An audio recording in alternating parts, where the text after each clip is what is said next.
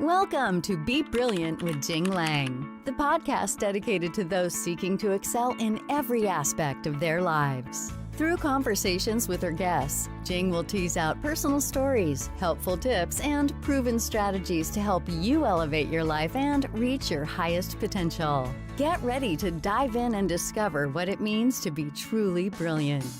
And now, here's your host, Jing Lang. Hi, I'm so excited.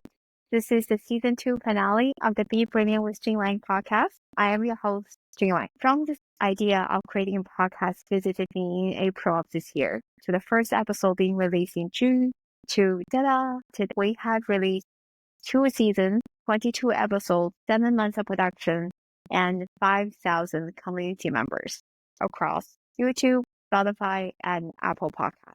Yay! This is really amazing. Thank you everyone for being here, whether you have been with us from episode 1 or just found us today. I'm so grateful that you are here with us on this journey. I have learned a lot as the host and producer of this podcast. Let me recount some lessons I learned as the showrunner of the podcast. And without further ado, let's dive in. So 11 things I learned as the host and producer of the show. Be Brilliant with Jing Lang podcast. Lesson 11. Done is better than perfect. So, are there episodes that have released that I wasn't 100% happy with? Absolutely.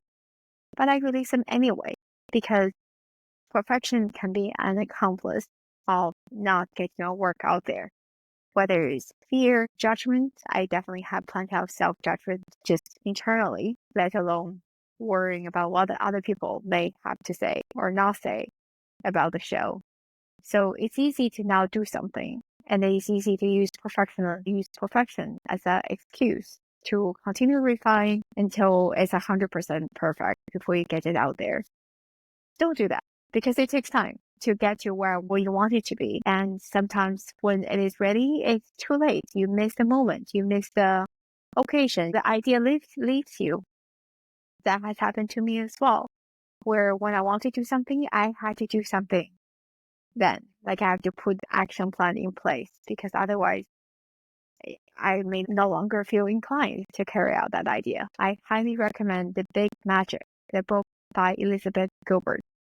So important to me as a creative person. It really reset certain expectations and put me in a better place in terms of how I think about creativity and pursuing creativity and how to deal with reactions from putting my work out there. So I highly recommend that. Of course, with every episode, I do the best I can with my then ability.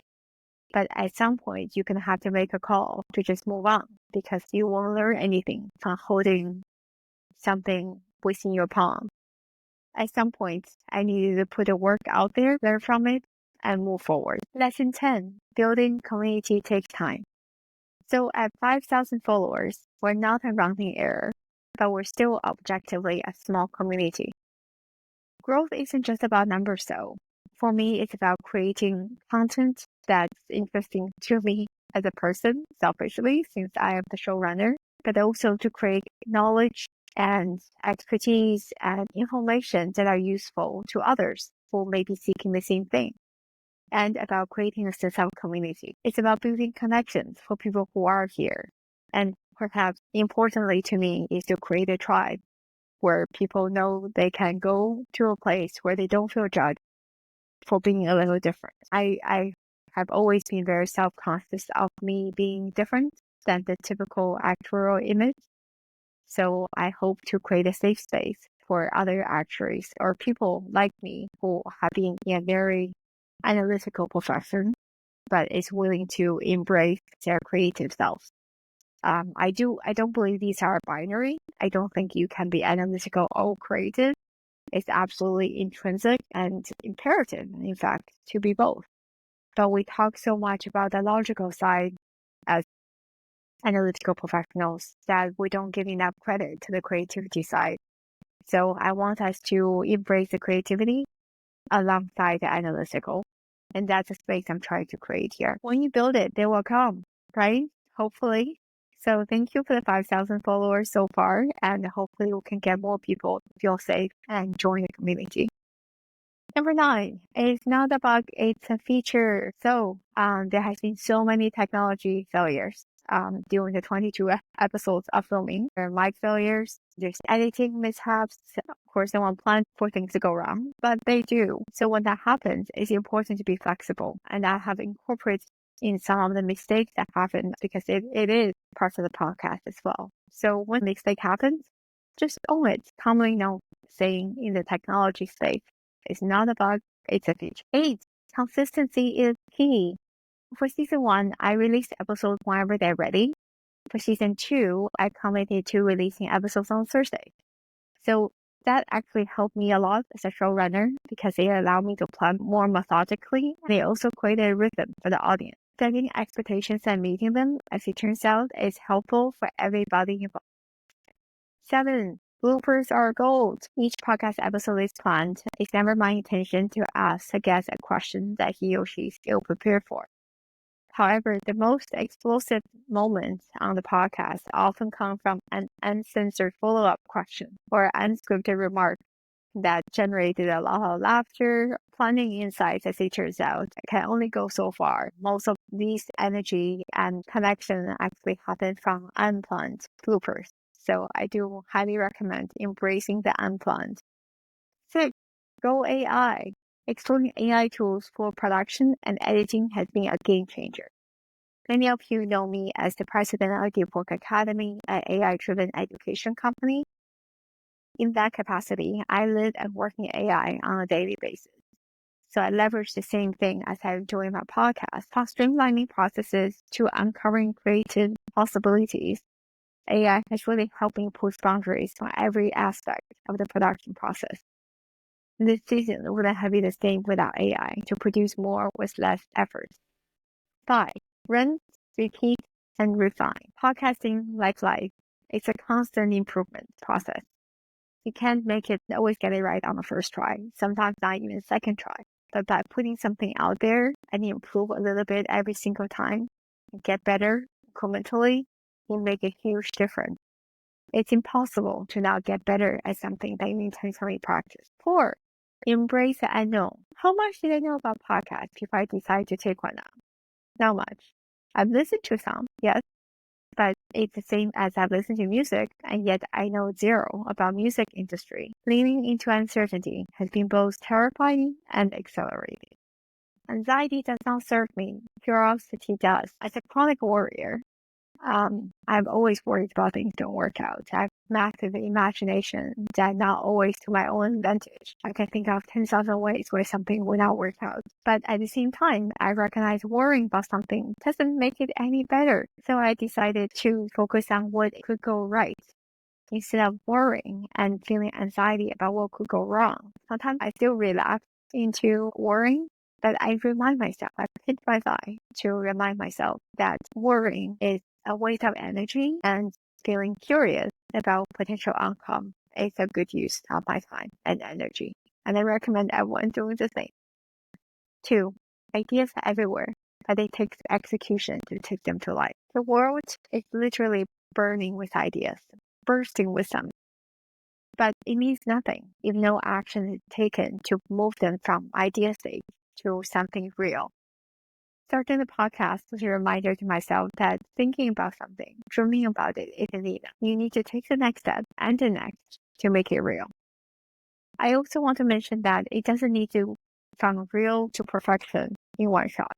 As you know by now, I don't love the word perfection because in many cases, it means people don't actually take a step because perfection seems such a daunting future that they don't actually even go for it. So what I advocate for is the MVP, the minimum viable product. Which brings me to number 1, action unlocks opportunity. I created a podcast because I wanted it to exist. At some point, an advisor pointed out that I was spending 10 to 12 hours for every single episode without making a buck. Does your time mean nothing? Are you running a business or a charity? These are all questions that he rightfully asked and questions that hit me really hard. As of today, even though the podcast hasn't been directly revenue generating, it did open up doors. It gave me opportunities that I could not otherwise imagine. More to come in season 3. So my call to action is this. If you want to do something, do it. There's a particular reason why you are drawn to that particular thing, and that why will be revealed once you're on the course. Analysis paralysis can be a real hindrance, and you can spend your entire life getting ready, waiting for the perfect condition to exist. But don't do that. Just hit record. So, what's next for Be Brilliant? Well, there's a lot to look forward to in Season 3. 1, I will be expanding the conversation to beyond actuaries and insurance professionals, to wider topics that resonate with an even broader audience. After all, I'm not just an actuary who worked in the insurance industry for 17 years. I'm also a cat parent. I finished my first book after 4 years of procrastinating, frankly. I'm also thrilled to announce that we'll be going on location for some of the episodes, bringing you fresh perspective on different places. Stay tuned. There's so much more to come. But before I sign out, I want to say thank you. Whether you have been with us since the first episode or you just found us here now, your support means everything. You're the reason I show up every week, and I'm so grateful to have the space to connect with you. Until next time, until Season 3, stay curious, stay courageous, and most of all, stay brilliant. Have a great holiday season, and see you in 2025. That's a wrap for today's episode of Be Brilliant with Jing Lang. We hope you found valuable insights and motivation to fuel your journey. Be sure to like and subscribe on Spotify, Apple Podcast, and YouTube. And share this with 3 people in your life endeavoring to achieve personal greatness. Remember, brilliance is within you, and every step you take brings you closer to your best self. Keep striving, keep shining, and until next time, stay brilliant.